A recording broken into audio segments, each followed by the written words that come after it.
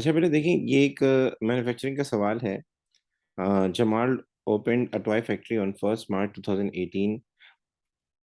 On that date he purchased the following non-current asset. ये उसने non current दिए हैं। ठीक। आगे कह रहा है कि Jamal decided on the following depreciation policy. No depreciation will be charged on premises. Factory machinery and office fixture and fittings would be depreciated by 20% per annum using the straight line method. Straight line method में ये होता है कि हम cost लेते हैं, जैसे factory machinery इसकी कॉस्ट लेंगे, मल्टीप्लाई कर देंगे 20% से। बस हम ये कंफर्म करते हैं कि कोई रेजिडुअल वैल्यू नहीं हो, कोई स्क्रैप वैल्यू नहीं हो। कभी कभार सवाल में ऐसा होता है कि हम कोई मशीन बाय करते हैं, उसकी एक रेजिडुअल वैल्यू भी होती है, उसकी एक स्क्रैप वैल्यू भी होती है। तो फिर हम क्या करते हैं, कॉस्ट में से रेजिडुअल वैल्यू माइनस करके फिर लगाते हैं डेप्रिसिएशन। लेकिन सीआई में होती नहीं है। Loose tool would be revalued at the end of each financial year. इसका मतलब क्या होता है, हमारे पास कुछ चीजें ऐसी होती हैं जो कि मशीनरी वगैरह को ठीक करने के लिए हम यूज करते हैं, मेंटेनेंस के लिए यूज करते हैं, उनको प्यार से हम कहते हैं लूज टूल्स। लूज टूल की एग्जांपल में जैसे स्क्रू ड्राइवर आपके पास है, ठीक है ना। आपके पास कोई स्क्रू ड्राइवर आपके पास हो गया। आपके पास जो डिफरेंट किस्म के टूल्स होते हैं, लाइक प्लास, आप समझ प्लास जैसे होता है। आपके पास सिजर होता है। मतलब इस तरह के बहुत सारे वो एक टूल बॉक्स होता है ना, अगर आपकी कोई मशीन खराब हो जाती है, स्क्रू खोलना है, बंद करना है, हैमर हो गया, ये सारे किस में आते हैं, लूज टूल्स में आते हैं। तो लूज टूल की डेफिनेशन का तरीका ये होता है, मैं लिख देता हूँ, कि जब भी इनकी डेफिनेशन फाइंड करनी होती है, तो जिस तरह आप कॉस्ट ऑफ सेल्स फाइंड करते हैं, वैसे ही इनका तरीका होता है कॉस्ट ऑफ सेल्स। हम सबसे पहले लिखते हैं ओपनिंग, कि हमारे पास साल के शुरू में कितना माल था, फिर हमने कितना परचेज और किया, और इसमें से माइनस कर देते हैं क्लोजिंग, जो साल के आखिर में बच गया। तो हमारे पास जो आंसर आएगा, वो वो लूज टूल्स होंगे जो हमने खर्च किए हैं। फॉर एग्जाम्पल, हमारे पास साल के शुरू में हमने बिजनेस स्टार्ट किया, तो साल के शुरू में हम कोई भी माल नहीं था, क्योंकि हमने बिजनेस स्टार्ट किया था, अभी नया नया बिजनेस हमने शुरू किया था। तो साल के शुरू में हमारे पास जीरो लूज टूल्स थे, ठीक है। मैं लिख देता हूँ जीरो। लेकिन जाहिर है, जब बिजनेस स्टार्ट किया तो हमें ये प्लास, स्क्रू ड्राइवर, हैमर, ये चीजें चाहिए होंगी। तो हमने क्या किया, 10,000 रुपए के लूज टूल्स खरीद लिए। अब डेप्सिट का मतलब क्या होता है, डेप्सिट का मतलब होता है कितना माल आपने इस्तेमाल कर लिया, कितनी वैल्यू गिर गई। तो अब ये 10,000 है, जाहिर है इसमें से काफी खराब हो जाएंगे। इस 10,000 में से जो आपके पास लूज टूल्स पड़े होंगे, बहुत सारे की वैल्यू कम हो जाएगी, क्योंकि वो इतने इतने इतने वैल्यूबल नहीं होंगे जितने पहले थे। तो साल के आखिर में फॉर सपोज आपके पास जो माल बचा, इन 10,000 में से वो 7,000 के करीब माल बचा। तो इट मीन्स कितना माल हमारा डेप्रिशिएट हो गया। आप इसमें से ये क्लोजिंग माइनस कर दें, आपके पास आंसर आ जाएगा 3,000। तो 3,000 वो माल है जो हमारा इस साल यूज हो गया, यानी 10,000 रुपये का जो हमने माल लिया था, उसमें 7,000 का माल बच गया। तो इसका मतलब है कि 3,000 का जो माल है वो हमने इस साल यूज कर लिया। ये कहलाती है डेप्रिसिएशन। तो लूज टूल्स के लिए जब डेप्सिट करना लूज टूल्स को, ये हम आगे पढ़ेंगे इंशाल्लाह, आगे हमारा इनकम्प्लीट रिकॉर्ड है, एनपीओ है। तो उसके लिए हम ये तरीका यूज करते हैं, opening plus purchase minus closing. यहाँ तक मेरी बातें क्लियर है?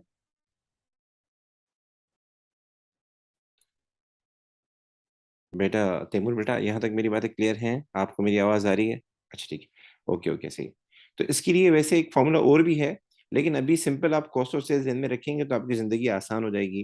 कि लूज टूल की डेप्शन जब भी रिकॉर्ड करनी है, तो कॉस्ट ऑफ सेल्स में आप क्या करते थे, opening inventory plus purchases minus closing inventory.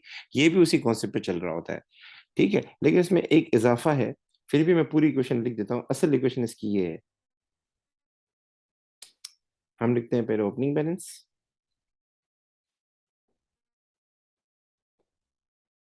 हम लिखते हैं ओपनिंग बैलेंस, इसमें परचेजेस को ऐड करते हैं, माइनस करते हैं डिस्पोजल, माइनस करते हैं क्लोजिंग। ठीक है, तो हमारे पास जो आंसर आएगा वो क्या कहलाएगी, डेप्रिसिएशन कहलाएगी, जो आंसर आएगा। ठीक है, इसकी मैं क्वेश्चन भी आप भेज दूंगा पूरी आपको। अच्छा आगे चलते हैं। आगे कह रहा है, Jamal provided the following information, purchase of raw material, ठीक है, purchase of finish good. Purchase of finish good जो ये नहीं आता है मैन्युफैक्चरिंग अकाउंट पे, ये आईएस में आता है। Purchase return of raw material, carriage on raw material, direct factory wages, indirect factory wages, office and sales staff wages, operating expense, insurance, sales return, revenue। और आखिर में उसने हमें इन्वेंट्री दी हुई है सबकी, और कुछ इन्फॉर्मेशन भी दी है। पहला सवाल इसने ये बोला है कि आप क्या करें, मैन्युफैक्चरिंग अकाउंट बनाएं, और उसके बाद दूसरा सवाल ये दिया है कि आप आईएस बनाएं। ठीक है, तो मैन्युफैक्चरिंग अकाउंट बना लेते हैं। तो इसका ये पहला साल है, इसने जीरो से स्टार्ट किया है। तो अगर हम ओपनिंग रॉ मटेरियल से स्टार्ट करें तो ओपनिंग रॉ मटेरियल क्या होगा? नील होगा, होगा ही नहीं।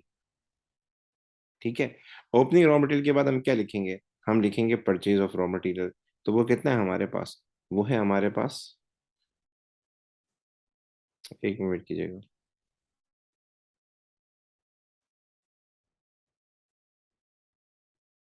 वो है हमारे पास 45,680। इसके बाद बेटा हम क्या करेंगे? इसके बाद हम लिखेंगे purchase return of raw material. Purchase return of raw material आपके पास सवाल में दिया हुआ वो कितना है?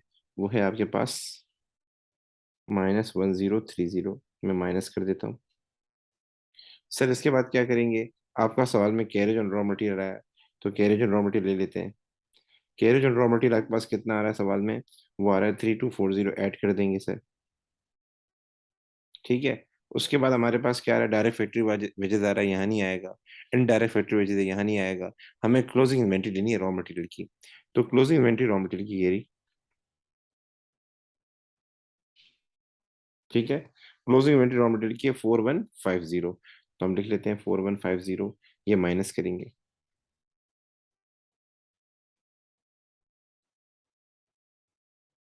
अच्छा जी, मुझे बता सकते हैं ये 45,680 -1030, ये रिटर्न था। फिर 3240 हमारा कैरेज इनवर्ट था। फिर उसके बाद -4150, कितना अमाउंट आएगा? क्या आंसर आएगा? 43720, ये हमारा आ जाएगा cost of raw material consume. इसका फॉर्मेट मैं आपको भेज देता हूँ, मैं कल मुझसे रह गया था। तो वीडियो में समझाया होगा मैंने फॉर्मेट, तो अगर पिक ले लेंगे तो बहुत अच्छी बात है, नहीं तो भेज देता हूँ। अच्छा, ये मैन्युफैक्चरिंग अकाउंट में सबसे पहले हम लिखते हैं प्राइम कॉस्ट। तो प्राइम कॉस्ट के अंदर हम सबसे पहले लिखते हैं डायरेक्ट कॉस्ट। डायरेक्ट कॉस्ट में आता है हमारे पास, यानी प्राइम कॉस्ट क्या होता है? सम ऑफ डायरेक्ट कॉस्ट होता है। तो उसमें मटेरियल आता है, लेबर आता है और डायरेक्ट एक्सपेंस आता है। तो लेबर के आगे उसने डायरेक्ट डायरेक्ट कवर्ड यूज किया होगा, तो ये आप देख सकते हैं। यहाँ आपके सामने आ रहा होगा डायरेक्ट फैक्ट्री वेजेस, ये देखें, डायरेक्ट फैक्ट्री वेजेस आ रहा होगा। तो हम ये ले लेते हैं। ये हमारे पास कितना है? 29750। ठीक है, उसके बाद अगर कोई डायरेक्ट एक्सपेंस है तो इसमें ऐड कर देंगे। लेकिन मुझे यहाँ कोई डायरेक्ट एक्सपेंस नज़र नहीं आ रहा, तो हम इसको, इन दोनों को ऐड कर देते हैं। तो इन दोनों को जब हम ऐड करेंगे तो हमारे पास आ जाएगा, क्या कहते हैं, प्राइम कॉस्ट आ जाएगी। बता सकते हैं प्राइम कॉस्ट कितनी आई?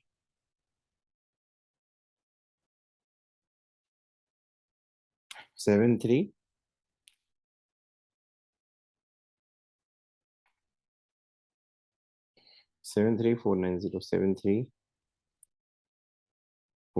ठीक, आगे चलते हैं। आगे हमारे पास प्राइम कॉस्ट के बाद आएगा इनडायरेक्ट कॉस्ट आएगा। तो इनडायरेक्ट कॉस्ट में क्या क्या चीजें आती हैं, हम जरा पहले हाईलाइट कर लेते हैं। इनडायरेक्ट कॉस्ट में एक तो ये आएगा, इनडायरेक्ट फैक्ट्री वेजेस आएगा, मैं पहले हाईलाइट कर लेता हूँ।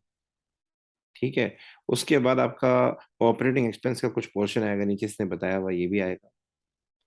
उसके बाद आपका अल्लाह भला करे, इंश्योरेंस का भी इसने बोला हुआ है, तो इंश्योरेंस भी आएगा। इंश्योरेंस के आगे लिखा नहीं हुआ फैक्ट्री, लेकिन नीचे इसने एडजस्टमेंट में ये बात की हुई है कि इंश्योरेंस का इतना पोर्शन आपने लिखना है। और उसके अलावा क्या आएगी? डेप्रिसिएशन आएगी। डेप्रिसिएशन हम लेंगे दूसरों की डेप्रिसिएशन।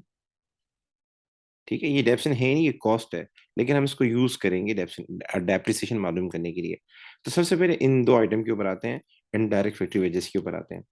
इनडायरेक्ट फैक्ट्री वेजेस के अंदर हम देख लेते हैं। अच्छा, डायरेक्ट फैक्ट्री वेजेस में मैंने एक मिस्टेक की है, वो ये मिस्टेक की है कि ये 29750 नहीं आएगा, क्योंकि कुछ अक्रूड भी है। ये रहा, इसने लिखा हुआ है नीचे हमारे पास, ये रहा, कुछ अक्रूड भी है 3040। तो हम क्या करेंगे? जो भी हमारे डायरेक्ट वेजेस हैं वो कितने थे? 297। सर जी जी, सर कुछ, ये स्टाफ वेजेस भी नहीं आएगा देखें, ये जो ऑफिस से? हाँ हाँ, ये जो है ना, ऑफिस का वर्ड है और ये सेल्स का वर्ड है। मैन्युफैक्चरिंग अकाउंट का ताल्लुक प्रोडक्शन से होता है, और प्रोडक्शन जो होती है उसका आपका अलग अलग डिपार्टमेंट होता है, मतलब यानी आपकी जगह ही अलग होती है प्रोडक्शन, सामान प्रोड्यूस करने की। जैसे अगर फॉर सपोज एक बिजनेस है पेशावर के अंदर, तो मर्दान का का प्रोडक्शन प्लांट होगा, और उसकी जो फ्रेंचाइजेस होंगी, आउटलेट होंगी, वो पेशावर में होंगी। तो ये जो है ना, इसका ताल्लुक एडमिन से है और इसका ताल्लुक आपकी सेल्स से। तो मतलब यानी ये इन दोनों वर्कर्स का ताल्लुक प्रोडक्शन से है ही नहीं, ये नॉन प्रोडक्शन वर्कर है। तो नॉन प्रोडक्शन वर्कर के जो खर्चा होता है, ये हम आईएस में लिखते हैं, इनकम स्टेटमेंट में लिखते हैं। क्योंकि इनकम स्टेटमेंट में हम ये देखते हैं कि हमने कितना कमाया। तो जाहिर है, जब हमने कमाया होगा तो उसके लिए स्टाफ वेजेस आई होंगी, मतलब ऑफिस की वेजेस आई होंगी, सेल्स स्टाफ की वेजेस आई होंगी, तो हम उसको वहां लिखते हैं। यहाँ हम ये देख रहे हैं हमारा खर्चा कितना है। तो ये तो इन्वॉल्व ही नहीं थे प्रोडक्शन में, ये तो पेशावर में होते थे। हमें तो उन वर्कर के खर्चे लिखने हैं जो मर्दान में थे, जहां हमारी प्रोडक्शन हो रही थी।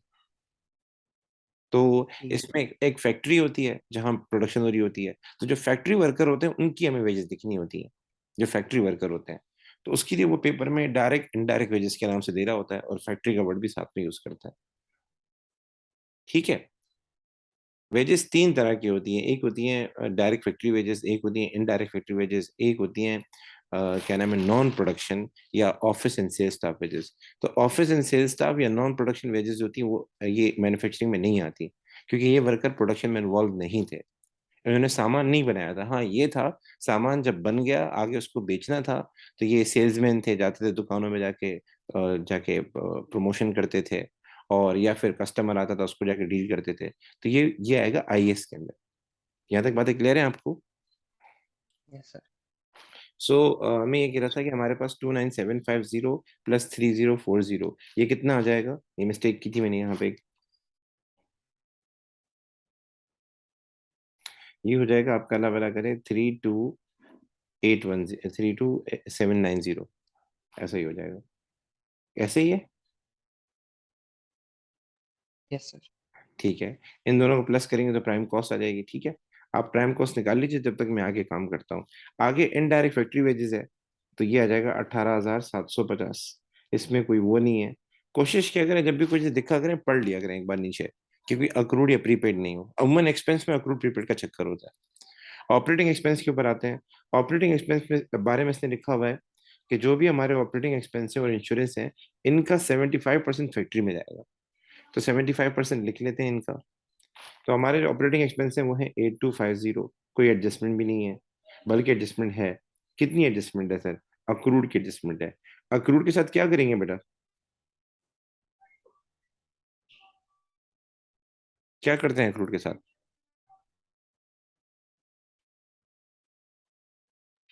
सर अकाउंट ऐड करेंगे। ऐड करेंगे जी, क्योंकि ये हमने शामिल नहीं किया हुआ ना। ये हमारा एक्सपेंस है, लेकिन हमने पे नहीं किया तो ऊपर इंक्लूडेड नहीं है, इसको इंक्लूड करना पड़ेगा। इसका ताल्लुक इसी पीरियड से। तो हम 550 रुपये इसके अंदर ऐड करेंगे। ये हो जाएगा हमारे पास क्या नाम है, 8250 प्लस 5,550, ये हो जाएगा 8,800। ठीक है। ये हमारा टोटल बन जाएगा ऑपरेटिंग एक्सपेंस। ठीक है। इसको मल्टीप्लाई करेंगे 75% से। सर क्यों मल्टीप्लाई कर रहे हैं? क्योंकि बाज दफा कुछ एक्सपेंस जो होते हैं वो अपोर्शन हो रहे होते हैं, मतलब यानी कलेक्टिवली हम पे कर रहे होते हैं। तो फिर उनको हम अपोर्शन करते हैं कि कितना उनका ताल्लुक प्रोडक्शन से था, कितना ताल्लुक उनका ऑफिस से था। तो अभी कभी कभार वो फैक्ट्री का वर्ड लिख लेता है एक्सपेंस के आगे, तो फिर तो वो यही आना है जितना भी है। और कभी कभार वो एक साथ दे देता है और आपको बोलता है इसको अपोर्शन करो। तो आपने एक्सपेंस को पहले ठीक करना है, मतलब कोई अक्रूड है तो ऐड करेंगे, कोई प्रीपेड है तो माइनस करेंगे, देन उसको रेशो से मल्टीप्लाई करना है। तो यहाँ रेशो दिया है 75%। ठीक है। तो 8,800 को मल्टीप्लाई करें 75% से, कितना है? 6,600। ठीक है। आगे चलें। आगे इंश्योरेंस से सर। इंश्योरेंस में उसने कहा हुआ है कि इंश्योरेंस हमने पे की थी 16 महीने की। ये लिखा हुआ है यहाँ पे, 16 महीने की इंश्योरेंस पे की थी, और 30 जून 2019 तक इसका फायदा मिलना था हमें। अब मसला क्या है? अब इसमें प्रीपेड है। आपने 16 महीने की पे की है ना, तो प्रीपेड तो कॉन्सेप्ट आ जाएगा इसमें। लेकिन प्रीपेड का अमाउंट नहीं बताया। तो आपको ये पता है कि आपका साल का एंड हो रहा है, फरवरी में एंड हो रहा है, फेब में एंड हो रहा है। तो आप मुझे बता सकते हैं प्रीपेड कितना है, या फिर कितना जाए, प्रीपेड कितना है ये बता रहे हैं? आप फाइंड कर सकते हैं प्रीपेड कितना है इसमें? 4 मंथ्स। 4 मंथ्स का है, तो कितना आएगा 4 मंथ्स का? फिर फरवरी के बाद आएगा मेरे ख्याल से। आपका मार्च आएगा, अप्रैल आएगा, मई आएगा, जून आएगा। 4 मंथ्स का, सही कह रहे हैं, बिल्कुल सही कह रहे हैं। तो इसका तरीका ये होता है, हम पहले पेमेंट लिखते हैं। पेमेंट कितनी है? 3,200 की थी। मल्टीप्लाई कर देते हैं, आपका अल्लाह भला करे, क्या नाम है, 4 से। डिवाइड कर देंगे, कितने महीने की थी ये? 16 महीने की थी। तो बता सकते हैं क्या आंसर आएगा?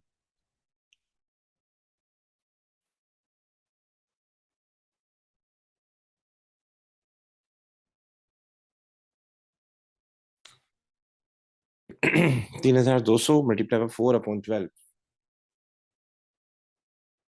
आई थिंक 300 के हिसाब से होगा ना। चलिए ठीक है, इसको 1067 कर दें। मैं दोबारा देख लूँ, पॉइंट में आंसर आना तो नहीं चाहिए, हमने कोई मिस्टेक तो नहीं की हुई है। इंश्योरेंस फॉर 16 मंथ टू 30 जून, 3,200, हमारा साल एंड हो रहा है फरवरी में। सॉरी ये सर, 800। 800, ठीक है। जी। 800 वैसे करते नहीं, लेकिन आंसर पॉइंट में आ रहा था इसलिए थोड़ा परेशान हो, मैंने चेक कर लूँ। अच्छा जी, अब इसको कैसे करेंगे? तो पहले हम इसको ठीक करेंगे। 3,200 में से हम 800 माइनस कर देंगे, फिर जो आंसर आएगा उसको मल्टीप्लाई कर देंगे। हमारे पास वैसे आंसर लिखने की जरूरत नहीं, डायरेक्ट मल्टीप्लाई कर दें 75% से। तो 3,200 में से आप 800 माइनस करेंगे, यू विल गेट 2,400। 2,400 का 75% लेंगे तो आपके पास आ जाएगा 1,800, अगर मैं गलत नहीं हूँ। ऐसे ही है। तो ये हमने इनडायरेक्ट फैक्ट्री वेजेस, और क्या नाम है आपका, अल्लाह मिलाकर उसके बाद हमने ऑपरेटिंग एक्सपेंस, उसके बाद हमने इंश्योरेंस, ये 3 खर्चे हमने लिख लिए। इसके अलावा और कोई खर्चा नहीं, लेकिन कुछ खर्चे ऐसे होते हैं जो कैलकुलेट करने पड़ते हैं। कुछ खर्चे ऐसे होते हैं जो कैलकुलेट करने पड़ते हैं, पर वो आते जरूर हैं। उसमें आता है डेप्रिसिएशन। तो डेप्रिसिएशन सबसे पहले हम आ जाते हैं किसके ऊपर? हमारे पास फैक्ट्री मशीनरी, उसके ऊपर आ जाते हैं।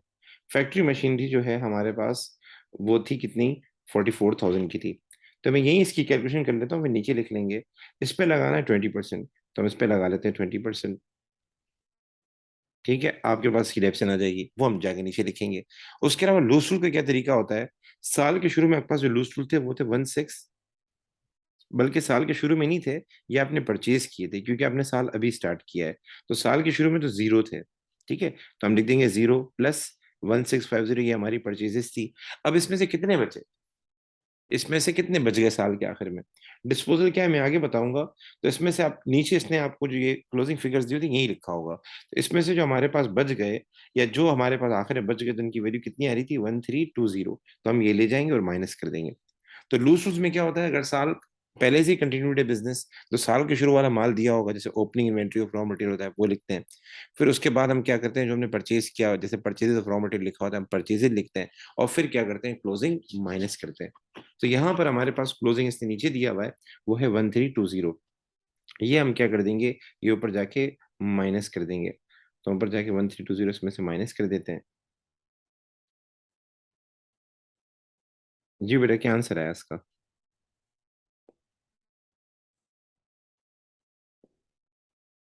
1,650 माइनस 1,320, क्या आंसर है इसका? 330, ठीक है। 330 हमारे पास डेप्रिसिएशन हो जाएगी आपकी, क्या नाम है, लूज टूल्स की। और उसके बाद ये जो 44,000 मल्टीप्लाई बाय 20% किया था, इसका क्या आंसर आया था? ये आ जाएगा 8,800। ठीक है, तो 8,800 और 330 ये हम लिख देते हैं यहाँ पे। तो 330 के आगे लिखेंगे डेप्रिसिएशन लूज टूल्स, और 8,800 के आगे लिखेंगे डेप्रिसिएशन फैक्ट्री मशीनरी। इन सब का टोटल करते हैं। तो टोटल कर लें जरा एक बार। 18,750, then 6,600, then 1,800, then 330, and then 8,800। इन तीनों, इन सब का टोटल कर लें।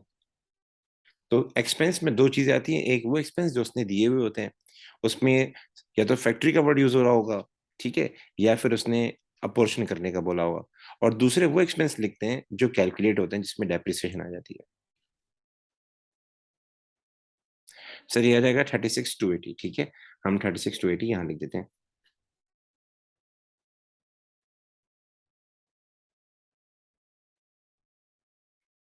ये इसमें प्लस करेंगे, ठीक है। ये हमारे क्या है, बेसिकली हम कॉस्ट निकाल रहे हैं। जब किसी किसी की कॉस्ट फाइंड करनी होती है, तो जितने खर्चे आते हैं हम वो सारे क्या करते हैं बेटा, प्लस करते हैं। तो ये 36,280 आप इसमें प्लस कर लीजिएगा। आगे चलते हैं। सर आगे क्या आएगा हमारे पास? आगे आएगा work in progress. Work in progress की ओपनिंग इन्वेंट्री भी आएगी, क्लोजिंग इन्वेंट्री भी आएगी। तो मेरे ख्याल से ओपनिंग इन्वेंट्री तो वर्क इन प्रोग्रेस की नहीं होगी, क्योंकि बिजनेस ने अभी शुरू किया है, बिजनेस ने अभी स्टार्ट किया है। तो क्लोजिंग आएगा, क्लोजिंग माइनस कर देंगे। तो क्लोजिंग वर्क इन प्रोग्रेस कितना है हमारे पास? 3,310 है। ये 3,310 हम क्या कर देते हैं, नीचे माइनस कर देते हैं और टोटल कर लेते हैं। ये आपके पास कॉस्ट ऑफ प्रोडक्शन आ जाएगी। तो सबसे पहले आप क्या करें, 7,6,530 प्लस 3,6,280, और माइनस कर दें 3,310, माइनस कर दें 3,310। तो आपके पास फाइनल आंसर आ जाएगा, ये हमारी होगी कॉस्ट ऑफ प्रोडक्शन। बता दें कितना है?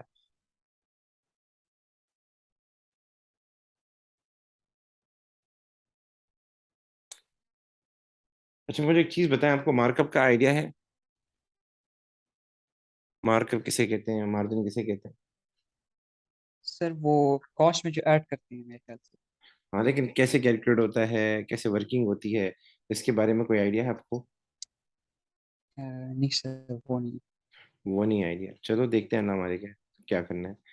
मैं आपको एक वीडियो भेज दूंगा, आपने मार्कअप मार्जिन देखना है, ठीक है ना, ताकि आपको क्लियर हो जाए कॉन्सेप्ट, तो आपको फिर परेशानी नहीं होगी। मैं एक मिनट चीज़ें मिटा दूँ सारी। यहाँ एक नई चीज़ है जिसको हम कहते हैं मार्कअप।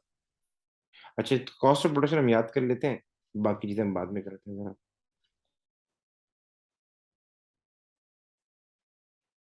ये थोड़ा साफ कर लूँ मैं। आप माशाल्लाह स्कूल नहीं पढ़ते, प्राइवेट हैं आप जो हैं?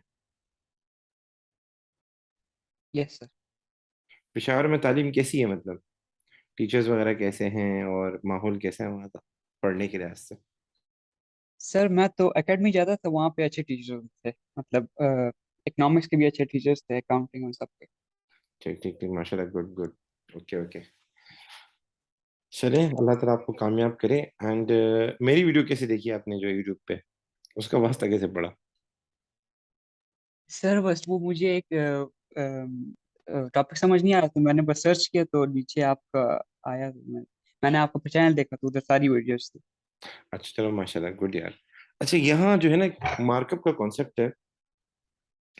मार्कअप बेसिकली ये होता है कि जब हम कोई चीज़ खरीद के आगे बेच रहे होते हैं ना, तो उसमें अपने एक प्रॉफिट रखते हैं। जब भी हम कोई चीज़ आगे बेच रहे होते हैं, खुद खरीद के आगे बेच रहे होते हैं या खुद बना के आगे बेच रहे होते हैं, तो उस पर अपना प्रॉफिट रखते हैं।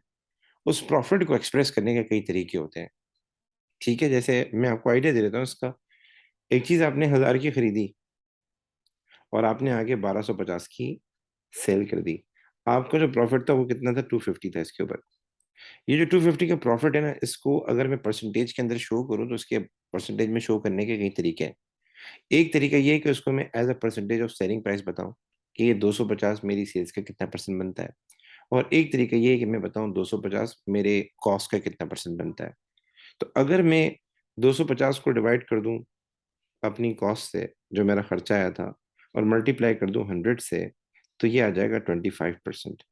कितना आ जाएगा? 25%। तो बहुत सारे लोग बजाय ये बोलने की कि मैं एक चीज पे 250 रुपये कमाता हूँ, कि 1,000 का खरीद के 1,250 का बेचता हूँ, 250 रुपये कमाता हूँ, वो एक सिंपल आंसर देते हैं कि वो बोलते हैं कि मेरा मार्कअप 25% है। मैं जो भी चीज बेचता हूँ उस पर मेरा मार्कअप 25% है। क्या मतलब? यानी मैं जितने की भी खरीदता हूँ उस पर 25% लगा के मैं आगे बेचता हूँ। ये बात समझ में आ रही है मेरी? यानी मेरा बताने का मतलब ये है कि ये प्रॉफिट को in terms of percentage express करने का तरीका है।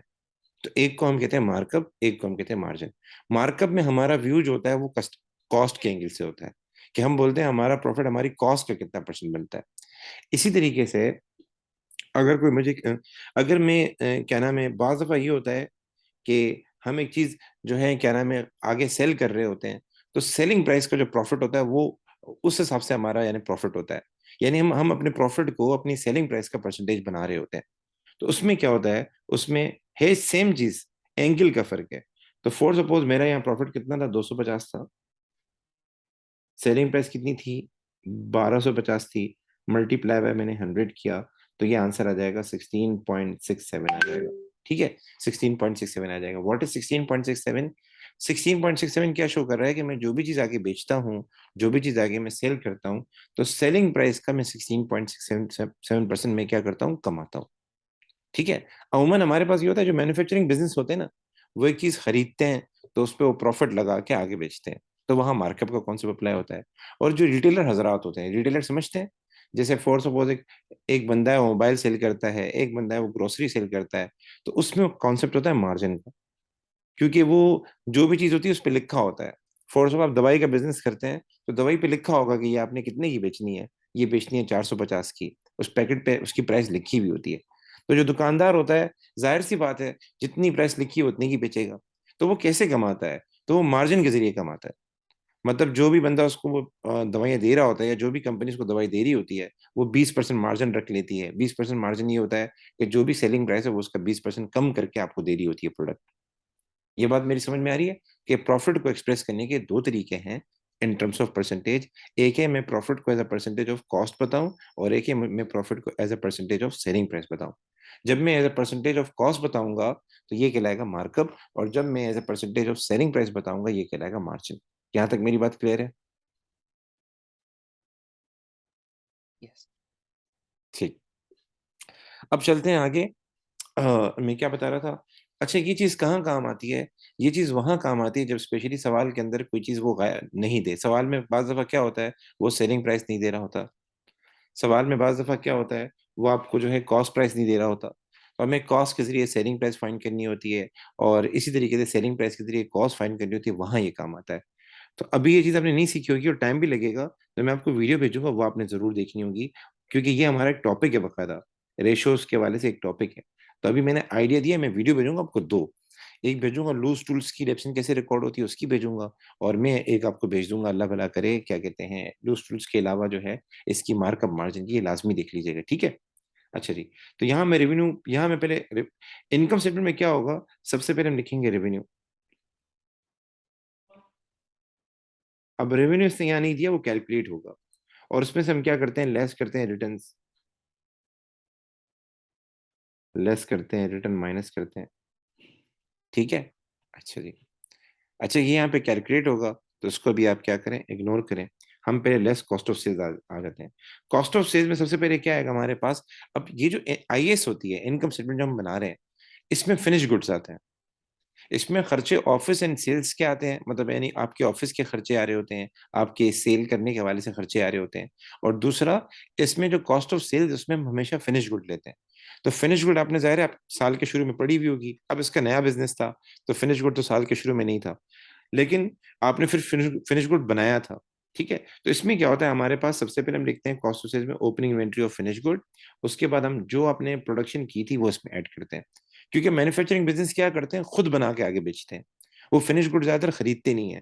तो इस सवाल में आपने देखा था, हमने जो प्रोडक्शन की थी उस पर कितना खर्च आया, 109,320, ये हमारी कॉस्ट ऑफ प्रोडक्शन आ गई।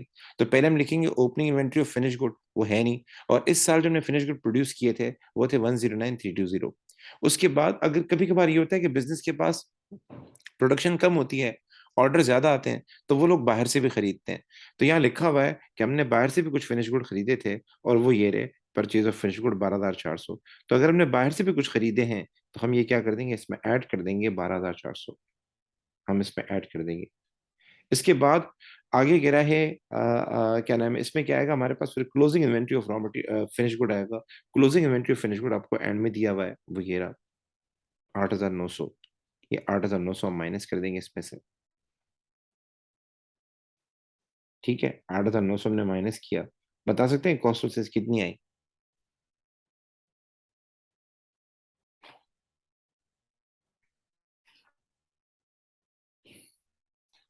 11280, ठीक है? मैं लिख देता हूँ 112,820, ठीक है? ठीक है, ये मैंने लिख दिया कॉस्ट ऑफ सेल्स। अच्छा जी, रिटर्न भी लिख देता हूँ, सवाल में रिटर्न कितनी है? सवाल में रिटर्न हमें दी हुई है, सेल्स रिटर्न कितनी है, 2250, 2250 लिख देता हूँ, ठीक है? अच्छा, सेल्स, सेल्स जो है ना वो कैलकुलेट होगी, वो बाद में मैं आपको सिखाऊंगा, क्योंकि अभी टाइम कम है। मैं पहले आपको आईएएस का आइडिया दे देता हूँ। बस आप जहन में ये रख लें कि फोर सपोज हमारी सेल्स 1.5 लाख थी, वैसे सेल्स कैलकुलेट होगी, लेकिन अगर लिखनी पड़े तो आप लिख दें 1.5 लाख होगी, ठीक है? आप मार्कअप मार्जिन की पहले वीडियो देख लें, फिर मैं सेल्स भी आपको ये बता दूंगा कैसे कैलकुलेट होगी यहाँ पे। आगे चलते हैं। आगे हमारे पास क्या है कि एक्सपेंसेस आएंगे। तो एक्सपेंसेस में कौन से एक्सपेंसेस आएंगे? तो पहले हम वो एक्सपेंस लिखेंगे जो सवाल में दिए हुए हैं। इससे क्या मुराद है, जैसे कुछ एक्सपेंसेस आपने तो वहां लिखे थे मैन्युफैक्चरिंग में कंप्लीटली, वो तो यहाँ नहीं आएंगे। लाइक ये कैरेज ऑन रॉ मटेरियल है, ये यहाँ नहीं आएगा। यहाँ आता है कैरेज आउटपुट आता है, सामान को सेल करने पे जो कैरेज लगा था वो आता है। डायरेक्ट फैक्ट्री वेजेस यहाँ नहीं आएगा, क्योंकि ये वहीं रिकॉर्ड हो चुका है। इनडायरेक्ट फैक्ट्री वेजेस ये भी आईएस में नहीं आएगा। आईएस में क्या आएगा, ऑफिस से स्टाफ वेजेस आएगा, क्योंकि इसका ताल्लुक तो है ही आईएस से, ऑफिस से। ऑपरेटिंग एक्सपेंस का वो पोर्शन आएगा जो आपने मैन्युफैक्चरिंग में नहीं लिखा, मतलब आपने 75% इसका लिखा था, बेसिकली 8,800 था, 550 एडजस्ट करके। तो 8,800 का 75% 6,600 आया था, वो आपने वहां लिखा था, बकाया यहाँ पर आएगा। इंश्योरेंस है, इंश्योरेंस में आपने क्या किया था, पहले एडजस्टमेंट की थी, तो ये 2,400 हो गए थे हमारे इंश्योरेंस। 2,400 का 75% हमने वहां लिखा था, तो बाकी यहाँ पर आएगा। तो एक्सपेंसेस वो आएंगे जिसका ताल्लुक आपकी ऑफिस से हो, जिसका ताल्लुक आपकी सेलिंग एक्टिविटीज से हो, ठीक है? तो इसका आसान तरीका ये है कि जो एक्सपेंस वहां नहीं लिखे आपने, क्या कहते हैं मैन्युफैक्चरिंग में, वो यहाँ आएंगे, और जिन जिन एक्सपेंस को आपने अपोर्शन किया था, यानी कुछ अमाउंट लिखा था, उसका बकाया अमाउंट यहाँ पर आएगा।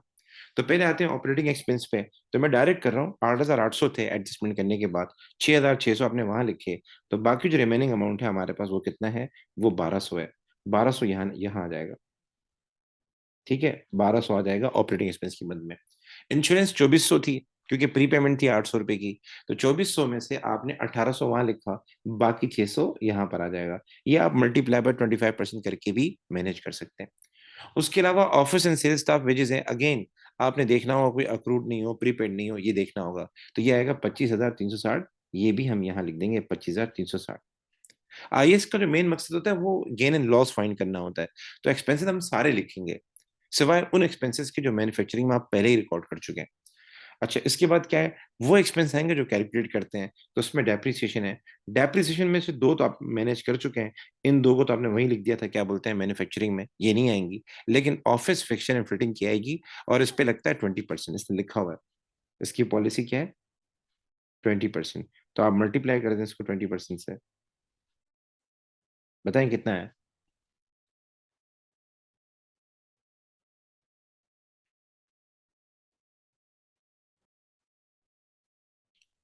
15,450 मल्टीप्लाई बाय 20%, ये हो जाएगा 1545 हो जाएगा। ठीक है, तो ये हमारे हो गए, डेप्रिसिएशन आ गई ऑफिस फिक्शन फिटिंग की 3090, ये मैं यहाँ लिख दूंगा। और इसके अलावा क्या आ सकता है, इसके अलावा कभी कभार हमारा लॉस ऑन डिस्पोजल होता है, वो भी यहाँ आएगा। इसके अलावा इंटरेस्ट ऑन लोन है, तो वो भी यहीं पर आएगा, बेड डेट भी यहीं पर आएगा, डिस्काउंट लॉट भी यहीं पर आएगा, कैरेज आउटपुट भी यहीं पर आएगा। मैं आपको फॉर्मेट ग्रुप में भेजता हूँ थोड़ी देर के बाद, मैन्युफैक्चरिंग का सारा फॉर्मेट, तो उससे आपको बड़ा फायदा होगा। फॉर्मेट अपने पास प्रिंट आउट करके रखवा लिया करें। ठीक है, तो अगर उस तरह की चीजें हैं तो वो सारी आएंगी।